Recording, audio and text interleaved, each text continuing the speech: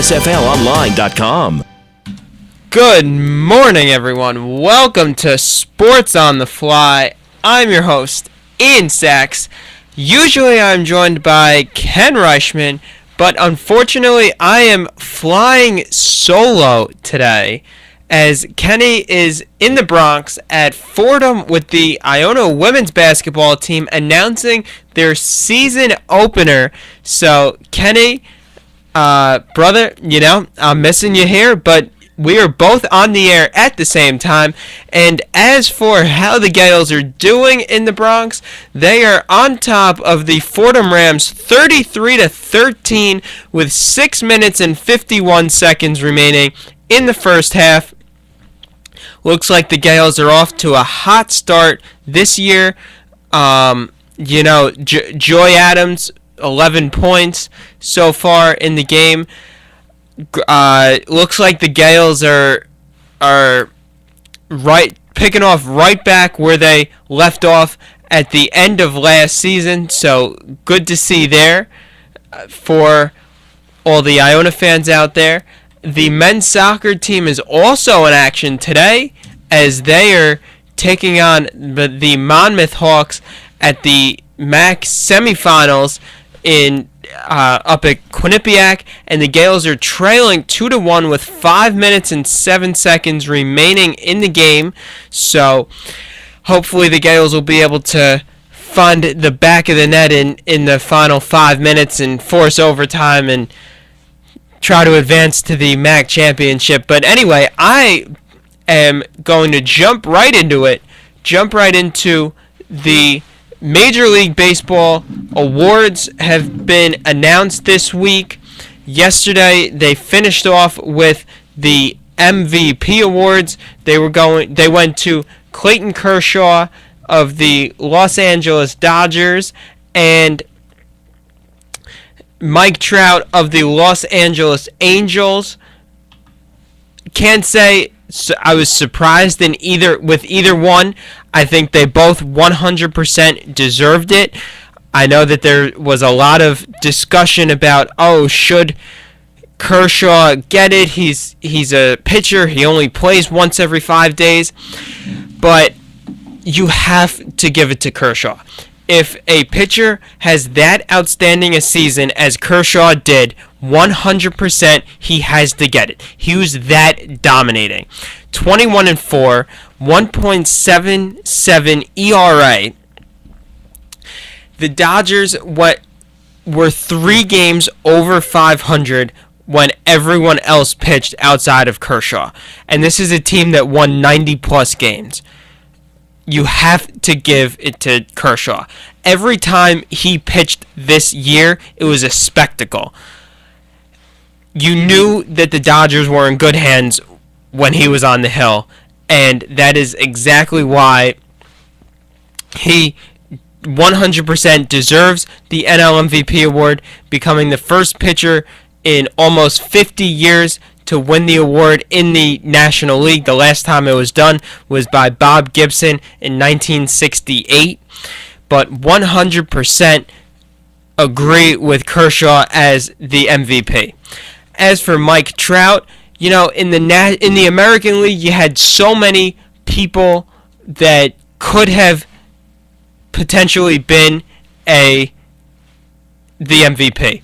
But you have to give it to Trout. You have to look at what the Angels did this year, and he was the best team on the Angels by far. Not even close. And he led the American League with 111 runs batted in. I think came in third in the American League in home runs with 36. His wins above replacement, his WAR was off the charts, almost at 8. Leading the major leagues in wins above replacement. So definitely you have to look at what Trout put together this season on top of what the Angels put together, and he was the catalyst for that team. At the plate, on the base paths, in the field, just Trout, an all-around exceptional season, and that's why he was a unanimous choice for the American League MVP. Going over to the Cy Youngs, well, in the National League, no surprise. If he won the MVP award, you have to look at Kershaw for the Cy Young. That was a no-brainer. No-brainer right there. In the American League, a bit of a surprise. They went with Corey Kluber from the Cleveland Indians. Kluber posted 18 wins, a 2.44 ERA, and 269 strikeouts. A bit of a surprise there. Kluber was tied for the league lead in wins. So, you can look at that. I believe he was tied with two other players, Scherzer and one other. And, not exactly someone I was expecting to see there. But when you look at the numbers, he did put together quite an impressive season. And you can certainly make the case that he deserves the award and things like that. Kluber was tied for the American League lead in 18 wins with Max Scherzer and Jared Weaver of the Angels. A lot of people were looking for King Felix to claim the award. Felix led the American League in ERA with a 2.14 ERA. Kluber finished third at 2.44. Again, not that big of a difference, and Kluber did put more wins together. So I think you can definitely defend Kluber winning the award, and he's not the chicest name out there, but of certainly a good choice for the top pitching award in the American League. As for the two Rookie of the Year awards, no surprise here, and really, I 100% agree with it. In the American League, I felt like it was a no-brainer. Jose Abreu from the Chicago White Sox just had an absolute breakout season in his first year in the major leagues, slugging 36 home runs and producing 107 runs batted in. Abreu just came onto the scene and was lights out, sensational. Finished 5th in the league in batting average with .317. Just an unbelievable season in his first year.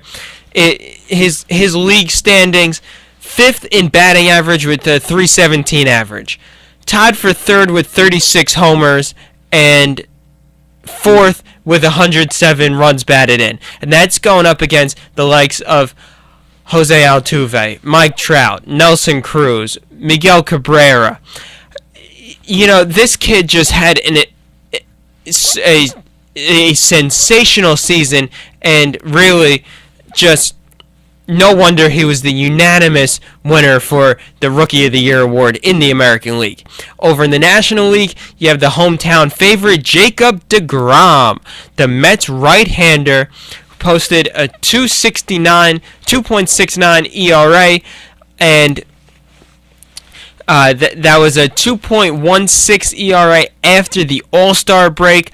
deGrom did it down the stretch, and no qualms there about having him win the Rookie of the Year. And really, he put up the numbers. He deserves it. As for the Manager of the Year awards, you have Buck Showalter in the American League. Showalter has now won the award with three different teams. And, he put together a sensational Orioles team. They had quite a year, winning the American League East. And the American League East, that's a division that it seems like every year could be up for grabs. And, he got his club to buy into his system, and they've had so much success since then. Baltimore went 96-66 this year. The 2 games behind the Angels for the best record in the league. And he does it with guys that, aren't the biggest names. The Angels, they have the Mike Trouts. They have the Albert Pujols. The Orioles don't have players like that. And, he was able to put together quite a season there in Baltimore, and they've done such an exceptional job. When he got hired there and they were in last place, I said to myself, you know what, he's going to turn this around. And that's exactly what he did. They finished off that season, which they were pretty much in the tanks from when he took over. He had an exceptional close to that season. Next year, coming back, getting to the postseason, losing to the Yankees in the first round. Then having a bit of a regress last year. This year, right back on top. No qualms there about Showalter taking the American League Manager of the Year award. Over in the National League, you got Matt Williams, the first-year manager of the Washington Nationals. The Nationals put together the best record in the National League with also a 96-66 record. So the Maryland-Washington area is boasting that they have both managers of the year. Again, the Nationals posting the best record in the National League. And similar to the Orioles, they don't have all of those chic names as, a team like the Dodgers do, who finished 2 games behind them for the best record. The Dodgers with Clayton Kershaw and Adrian Gonzalez and, Matt Kemp. And the Nationals, yes, they have Bryce Harper. Yes, they have Steven Strasburg. But, outside of that, to a casual fan, I think they'd be hard-pressed to name another player on the Nationals, which is why it is so impressive what Williams was able to do with that club in his first year. And so definitely he, without a doubt, deserves the Manager of the Year award. So I think that the Major League Baseball writers got it pretty much right with all the awards. I really don't have any big qualms about any of the award winners, and the people that won put up the numbers, and look, that they get rewarded for it. So that pretty much wraps up the baseball awards. I'd say good job by the selection committee to pick the award winners, and that's pretty much that. I will take a quick break and then be back, probably talk a little NBA, then jump over to football in the second half of the show. Hello everyone, this is Gregory Kasimis from the Metro Deli in Scarsdale.